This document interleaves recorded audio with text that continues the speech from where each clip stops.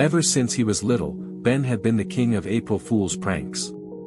Every year, his classmates braced themselves for his latest scheme: fake test announcements, ketchup packets under toilet seats, and once, an elaborate plan that had convinced their teacher, Mrs. Thompson, that the school was shutting down due to an escaped zoo animal. He loved the thrill of watching people fall for his tricks, the laughter that followed, and the stories that people told afterward. But this year felt different. As Ben sat in his room on March 31st, brainstorming his next big prank, he thought back to last year's joke, the one where he had replaced the morning announcements with a pre-recorded message claiming the cafeteria had run out of food. The entire school had gone into a mild panic, and though they all laughed about it later, he remembered how some of the younger kids had looked genuinely upset. Was that really the kind of prank he wanted to be known for? He drummed his fingers on his desk, staring at the blank notepad in front of him.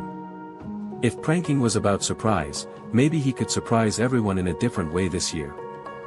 The idea hit him like a lightning bolt. Ben stayed up late that night, preparing everything.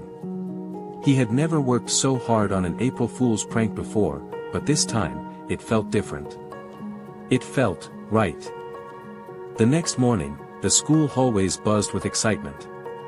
Students whispered about what Ben might have planned this year. Some checked their chairs for whoopee cushions. Others inspected their lockers for signs of tampering. Even the teachers were on high alert. But nothing happened. By mid-morning, people started to wonder, had Ben actually forgotten April Fool's Day? Then, just before lunch, it began. The first surprise came when Mrs. Thompson walked into her classroom and found a large, beautifully wrapped box on her desk. She hesitated, poking it cautiously. "Ben?" she asked, eyeing him suspiciously. Ben just shrugged. "It's not a trick," he said with a grin. Carefully, Mrs. Thompson unwrapped the box. Inside, she found a collection of handwritten notes from every student in the class, each one thanking her for something she had done for them. She blinked, reading through them. "You always encourage us to do our best. Thanks for making history fun. I was having a bad day last week, and you noticed. That meant a lot." Mrs. Thompson's eyes watered. "Ben, this is," she cleared her throat. "This is the nicest prank I've ever seen." Ben just smiled. "Told you it wasn't a trick." But that was only the beginning. Throughout the day, surprises popped up all over the school. The janitor, Mr. Lewis, who worked tirelessly but was often overlooked, found a banner in the hallway that read, "Thank you for keeping our school amazing," signed by dozens of students. The cafeteria staff found their menu board replaced with a colorful message, "Best lunch crew ever," along with a stack of handmade thank you cards. Students who usually felt invisible found encouraging notes taped to their lockers. Even the grumpiest teacher in the school, Mr. Grayson, who rarely smiled, found a note on his desk that read, "We secretly think you're cool." He scoffed, but later, when he thought no one was looking, he tucked the note into his briefcase.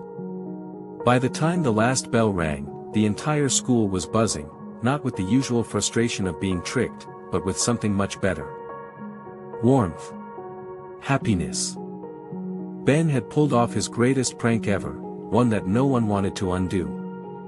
As he walked out of the school, his best friend, Jake, shook his head in disbelief. "Dude, I can't believe you went soft this year." Ben laughed. "Soft? Are you kidding? I just pulled off the biggest April Fool's surprise in school history. Everyone was expecting me to mess with them, and instead, I flipped the whole thing." Jake thought about it, then grinned. "Okay, I gotta admit, that was kind of genius." Ben slung his backpack over his shoulder, feeling lighter than he ever had after one of his pranks. "The best pranks," he said, "aren't just about fooling people. They're about making them feel something unexpected. And sometimes, kindness is the best surprise of all."